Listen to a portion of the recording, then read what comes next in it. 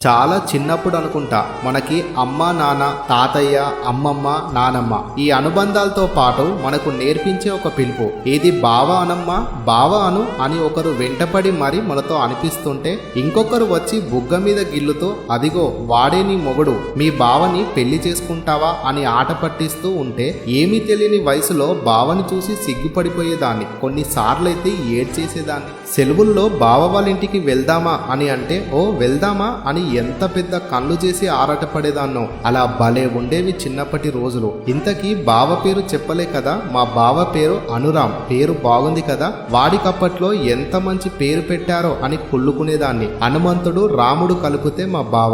పేరులోనే కాదు గుణంలో కూడా ఆ ఇద్దరు మా బావలో అప్పుడప్పుడు కనిపిస్తూ ఉంటారు. ఎప్పుడు ఊరెళ్ళినా బావతో ఆడుకునే నేను బావ వాళ్ళు దూరంగా వెళ్ళిపోవడం వల్ల రావడం వెళ్ళడం తగ్గిపోయాయి. మెల్లమెల్లగా చదువులు ఎప్పుడైనా వచ్చిన అత్తయ్య మామయ్య ఎవరో ఒకరు రావడం, చిన్నతనంలో ఉండే ఆరాటం తగ్గిపోయింది. కాస్త సిగ్గు మొహమాటం ఎక్కువ మాట్లాడకపోవడం లాంటివి నాలో ఒక్కొక్కటిగా వచ్చాయి. స్కూల్ చదివే రోజుల్లో ఫోన్లు కూడా ఉండవు కాబట్టి ఇంకా అసలే లేదు. అలా చివరిసారి 4th క్లాస్లో కలిశాను బావని. మళ్ళీ 8th క్లాస్లో కలిశాను. బావ చాలా అల్లరి, నన్ను ఎప్పుడు ఏడ్పిస్తూనే ఉండేవాడు. నాకేమో కోపం వచ్చేది. కానీ రాత్రి పడుకునేటప్పుడు బావ నన్ను ఏడ్పించినవన్నీ గుర్తు చేసుకుంటూ నవ్వుతూ పడుకునేదాన్ని.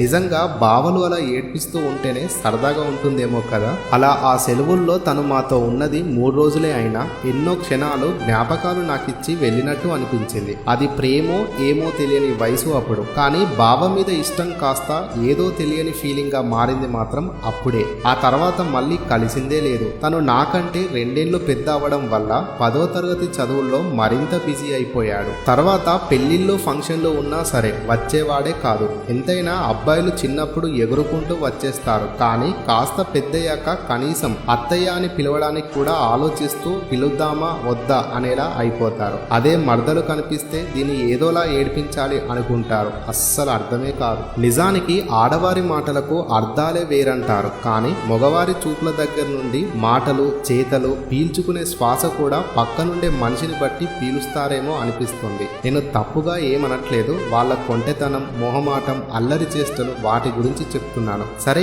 ఇవన్నీ మనకెందుకు, కానీ అప్పుడే 10వ తరగతి రిజల్ట్ వచ్చింది. స్కూల్ ఫస్ట్ అవడంతో అందరూ ఫోన్లు చేసి కంగ్రాట్స్ చెప్తున్నారు. నేను మాత్రం బావకి ఫోన్ చేసి చెప్పాలని తెగ ఆరాటపడిపోయాను. నేను ఎంత ఆరాటపడ్డానో ఫోన్ చేసినప్పుడు ఫోన్ పెట్టేశాక అనవసరంగా చేశానేమో అనిపించింది.